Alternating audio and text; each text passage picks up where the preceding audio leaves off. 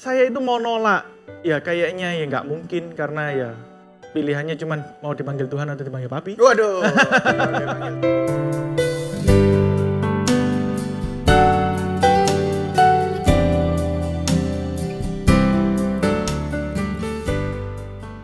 Salam Victory. Kembali berjumpa dengan saya, Matthew.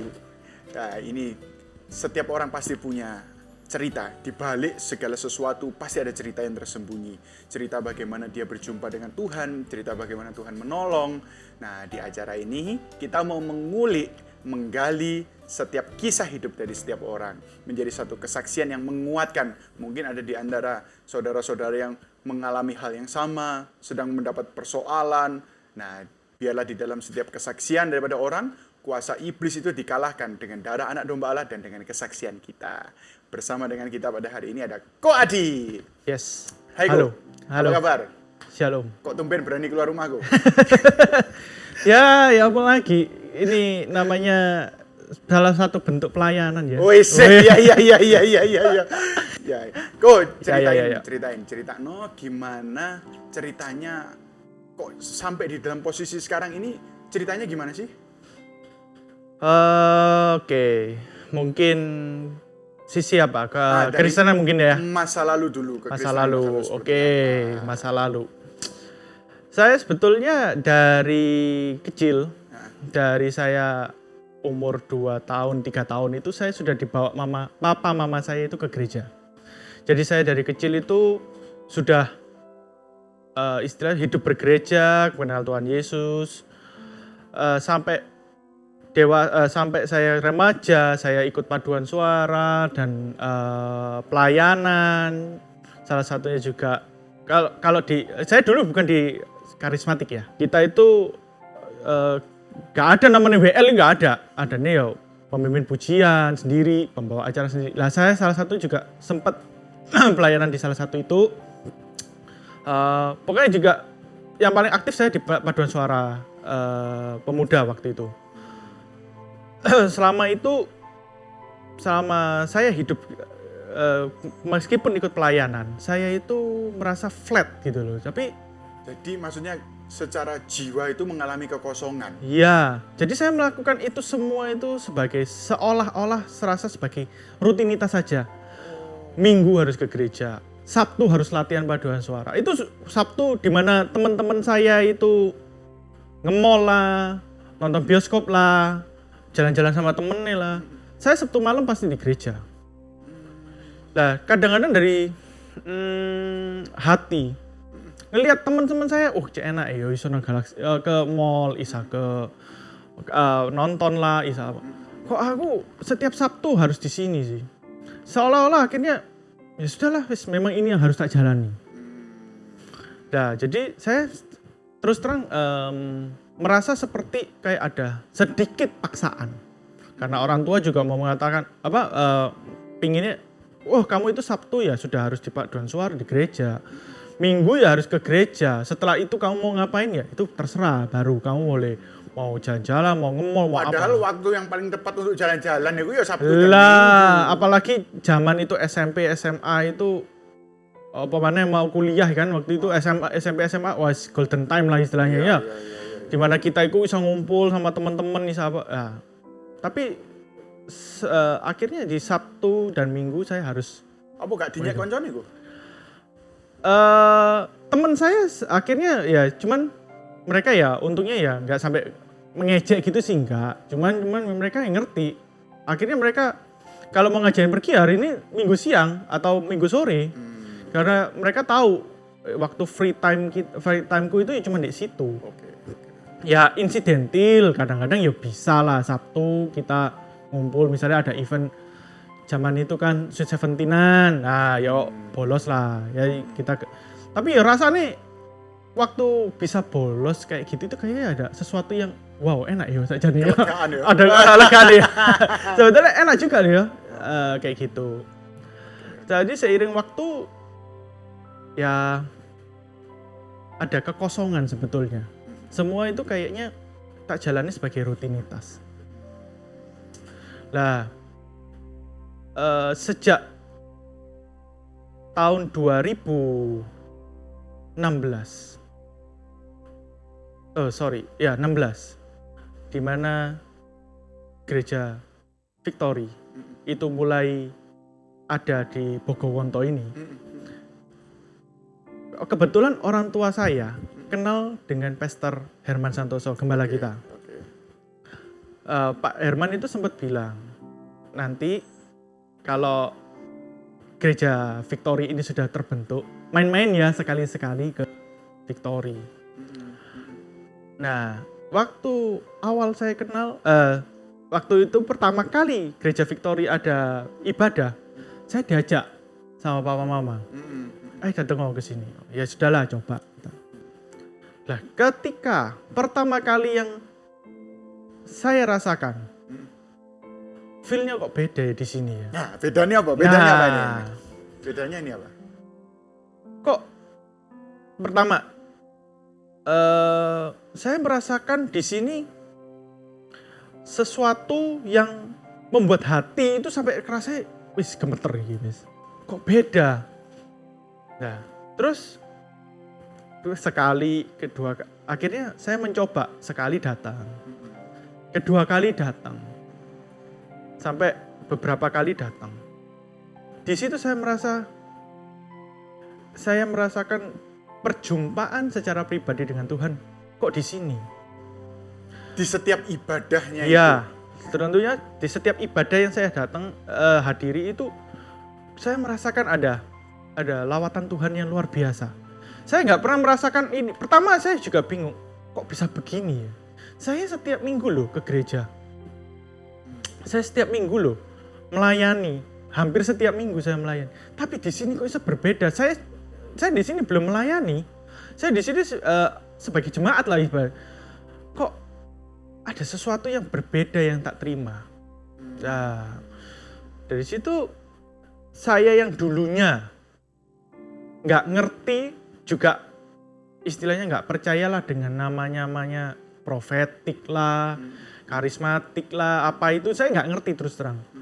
Di situ saya mulai di sini di gereja ini akhirnya saya mulai belajar, merasa jamahan Tuhan itu gimana. Tuhan itu kalau mau berbicara lewat nubuatan itu gimana meresponnya. Semua itu perjalanan saya yang nggak bisa sampai saya ungkapkan semuanya. Karena saya merasa begini, hidup saya dari anggaplah umur 2 tahun sampai saya bergabung di Victory itu umur 29-an, 28. Saya merasa dari umur saya 2 tahun sampai 28 tahun itu seolah-olah kok kayak kosong. Nah, sedangkan saya seketika setelah bergabung, saya merasakan ada iman saya bertumbuh. Di sana ada pelajaran-pelajaran yang nggak pernah saya terima sebetulnya sebelumnya, nggak pernah saya rasakan secara pribadi. Loh, kok di awal-awal ini sudah saya rasakan secara pribadi, di sini kok berbeda. Itulah yang membuat saya merasa ini yang titik-titik yang perbedaannya lah istilahnya itu loh. Oke. Nah, sejak saat itu hidup jadi berubah nggak? Jujur, waktu memang sebelumnya, meskipun saya di gereja sebelumnya yang maksudnya dengan saya yang berkristen ya, bukan maksudnya dari gerejanya. Meskipun saya ini Kristen, namun namanya kenakalan itu ya pasti ada. Pernah saya lakukan. Tapi semenjak saya mengerti bagaimana Tuhan memakai saya, tujuan saya hidup itu gimana, itu ada sesuatu dorongan kalau untuk melakukan hal-hal yang buruk, itu seolah-olah alarmnya sudah bunyi. Triggernya sudah salah, ini salah. Jadi masih dalam hal berpikir, itu alarm sudah bunyi. Oh, ini salah. Kalau dulu mungkin sudah selesai berbuat, baru alarmnya nyala. Kalau sekarang alarmnya itu sebelumnya. Dalam hal tahap berpikir aja alarm sudah bunyi, ini salah. Jadi kamu harus ngapain? Tahu nggak, itu hanya Roh Kudus yang bisa seperti itu. Yes, betul. Dan ternyata itu banyak orang Kristen itu yang tidak menganggap keberadaan Roh Kudus itu ada. Iya. Jadi dia itu seperti tamu yang tidak pernah dianggap keberadaannya. Makanya dia sudah malas bicara lagi. Nah, Iya betul, kan? betul. Bayangkan betul. kalau ada satu rumah, tiba-tiba suami istri tidak saling bicara satu sama yang lain, ya akhirnya enggak. Betul. Tapi begitu, wah ini karya Roh Kudus. Sebenarnya tadi kan Koko bilang, Ya. wah ini Roh Kudus, ini Roh Kudus. Dianggap keberadaannya. Sebenarnya karismatik itu menghargai karya Roh Kudus, keberadaannya kita hargai, kita hormati, kita berbicara, kita berkomunikasi, semakin nyata loh Yes. karyanya di dalam Betul, hidup kita itu. betul. Itu. Banyak hal memang kayak Matthew bilang, di mana sekarang dalam hidup ini, dalam ajaran yang tak terima ya, di mana kita itu mengandalkan pimpinan Roh Kudus juga. Itu secara tidak langsung banyak sekali yang tak rasakan sekarang. Nggak usah jauh-jauh.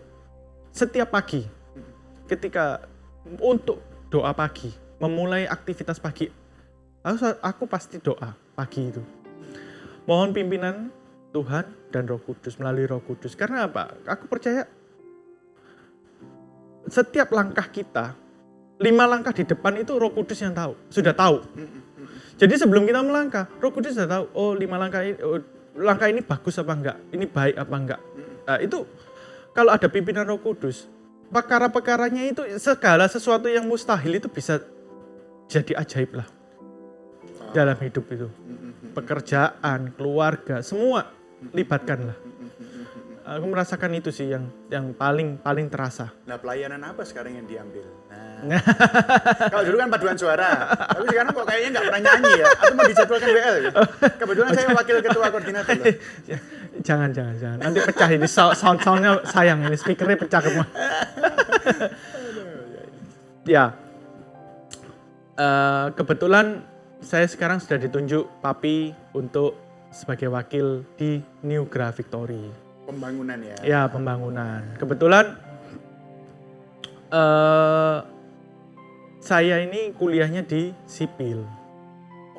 Nah, kuliahnya di sipil yang membuat saya bisa, ya memang saya nggak expert lah.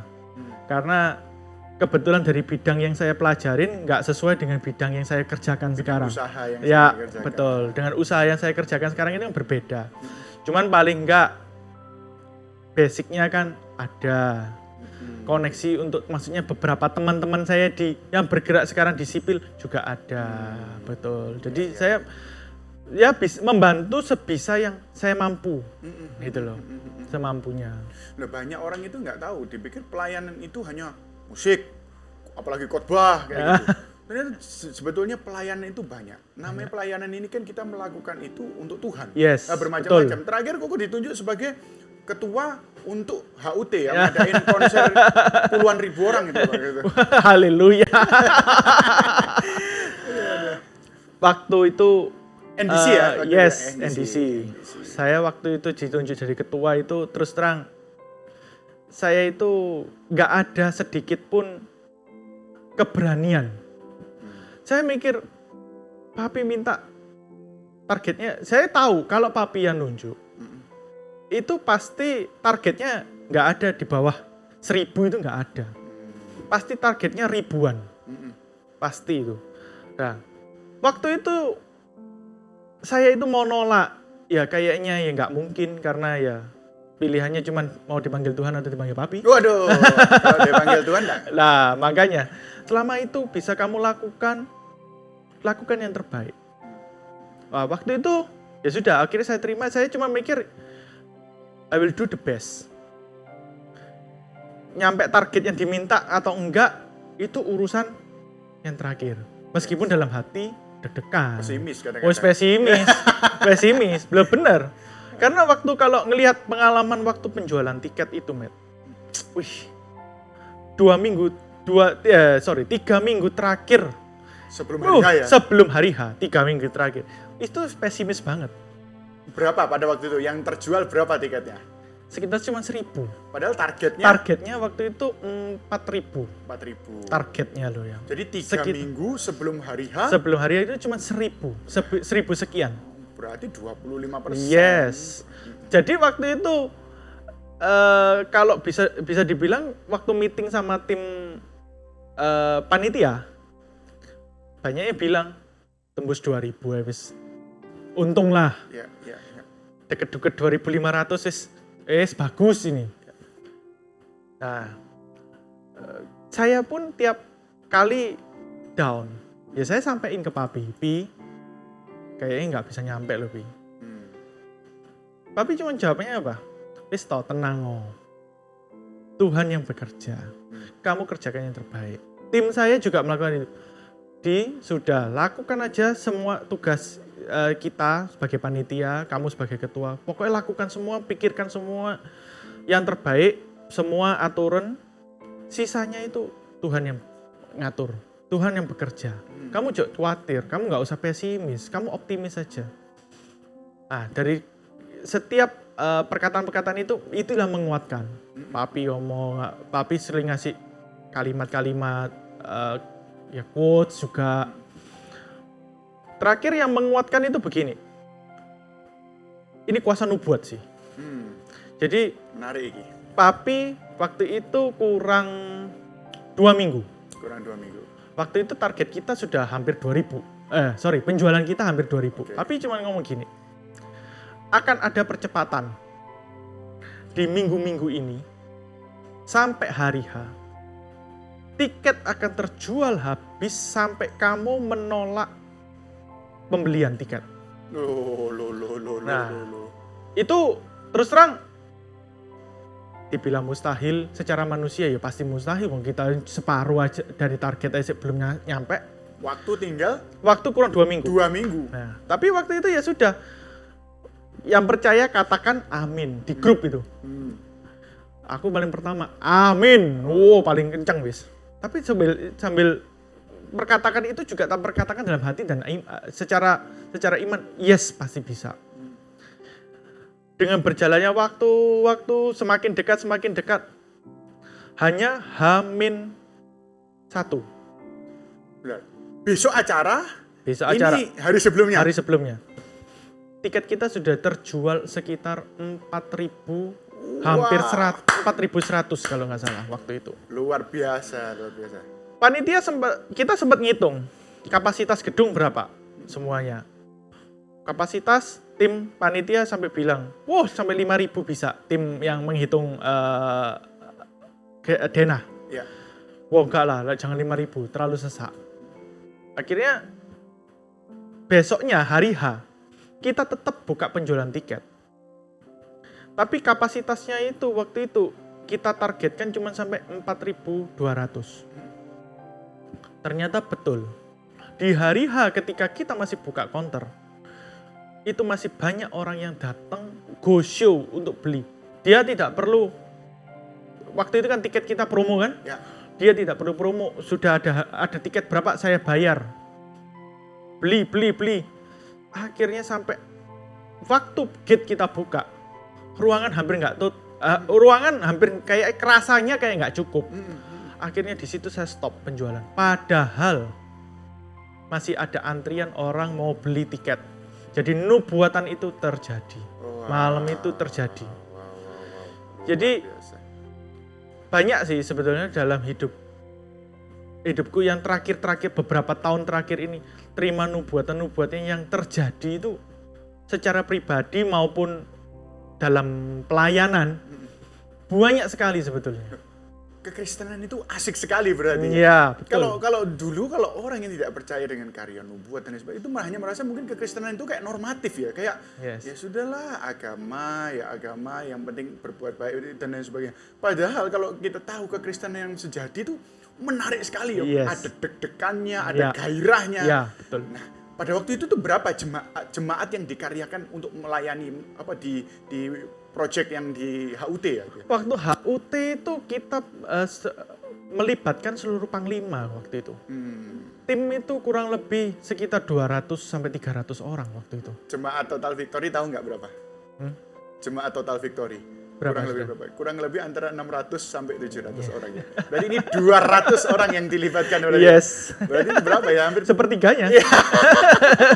Dan kayaknya kita Betul. nggak ada vendor luar ya untuk ngatur. Kita cuma vendor luar itu hanya untuk mungkin peralatan ya. Oh ya, peralatan. Peralatan. Dalam arti kan kita sewa sound Yes, system dan lain betul, sebagainya. Tapi dalam betul. arti kayak organizer-nya itu. Tidak ada semua. Semua kita organisasi, termasuk tim inti multimedia juga kita pakai sendiri. Wow. Tim Usher kita sendiri.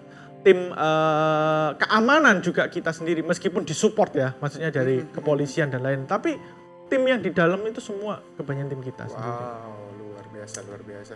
Jadi sebenarnya ya, nah kalau yang dulu ya, saya selalu merasa gini, ya gereja yang penting minggu datang, duduk, persembahan, perpuluhan, pulang. Duduk, persembahan, perpuluhan, pulang. Jadi hidup itu jadi tidak merasa berguna ya. Ya, untuk betul. Tuhan.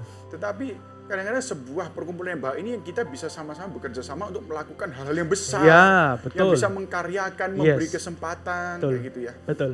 Nah sekarang ini, kalau tadi sudah pelayanan sudah, dari kehidupan sudah, nah sekarang pribadi yang lebih dalam ini. Nah, coba di tahun 2020 ini, aku dengar malah ada hal yang cukup mengagetkan Ya.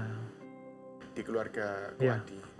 Ceritakan bagaimana Ko Adi, kejadian apa itu dan bagaimana kisahnya. Jadi di tahun 2020 ini tahun penuh kenangan yang tak terlupakan.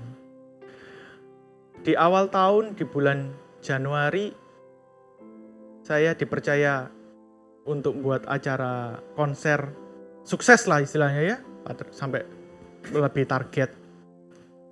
Hanya berselang 2 minggu dari acara itu, mama saya dipanggil Tuhan. Mama itu selama ini itu dalam hidupku secara pribadi selama ini, ibaratnya itu orang yang selalu menuntun.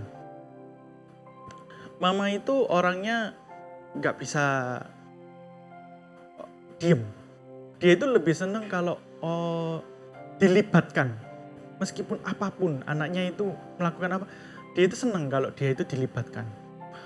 Meskipun dalam pekerjaan, dalam mengambil keputusan, dia itu senang dilibatkan. Itu mama. Jadi banyak hal dalam hidup saya pribadi itu banyak yang sering saya juga diskusikan dengan mama. Karena meskipun semua keputusan di saya ya, apalagi dalam hidup saya dan berkeluarga. Tapi maksudnya mama itu cuman orangnya itu senang memberikan kayak wejangan lah. Gimana yang baik, mestinya gimana, dalam pekerjaan, dengan customer gimana, ngadapin customer, ngadapin pembeli, ngadapin supplier, itu semua kayak semua itu diajarin semua. Sampai di satu malam itu, mama itu dipanggil Tuhan itu saya terus terang kayak nggak percaya. Kok begini sih Tuhan? Kayaknya sempat malam itu dalam hati bertanya, Tuhan, saya ini sudah melayani loh Tuhan. Saya melakukan menyenangkan hatimu loh Tuhan. Kok mamaku kok diambil? Ini kayaknya ibarat tubuh itu ya. Mama itu seolah kayak tulangnya, tulang punggungnya, bagian terkuatnya. Saya merasakan seperti itu dalam hidup saya. Saya kehilangan sekali waktu itu. Mama nggak ada itu kayak kehilangan sekali karena banyak hal juga yang istilahnya saya belum bisa membahagiakan mama. Seolah saya itu belum bisa membalas kebaikannya mama selama ini. Saya belum belajar, masih banyak hal yang belum saya pelajarin. Saya merasa kayak kok belum selesai buat saya, kok sudah ditinggal sih. Saya belum sempat loh membanggakan, menunjukkan hasil karya saya secara tangan saya sendiri ke mama untuk menyenangkan mama. Itu kayak belum kesampaian. Kok mama sudah dipanggil? Ya, awalnya itu sangat berat, sangat-sangat berat. Tapi di situ ya ini, iman saya diuji. Kekristenan saya diuji. Kalau di saat itu saya terus menyalahkan Tuhan, seolah saya itu menjadi kayak anak kecil lagi. Kayak yang anak kecil yang sudah ibaratnya sudah terbiasa minta istilahnya. Sekarang kok yang minta ini ibaratnya diambil, terus kita harus mandiri. Kayak saya kok kayak nggak mengandalkan Tuhan lagi, seolah seperti itu. Jadi akhirnya saya terus merenungkan, terus berpikir, memang mama sudah nggak ada. Mama waktu itu sempat sakit, dalam semalam itu dia kesakitan. Sekarang kalau mama itu harus nahan sakit terus, apa nggak kasihan? Ya itu yang pertama tak pikirin. Terus ya saya mikir, masih ada Tuhan. Tuhan selalu beserta. Ujian yang saya alamin ini tidak mungkin melampaui kemampuan saya. Setiap hal yang mungkin bagi saya belum saya terima dari mama secara pelajaran pribadi, ya akan Tuhan ajarkan di dalam hidup saya, di dalam perjalanan hidup saya. Yaitu yang Tuhan izinkan.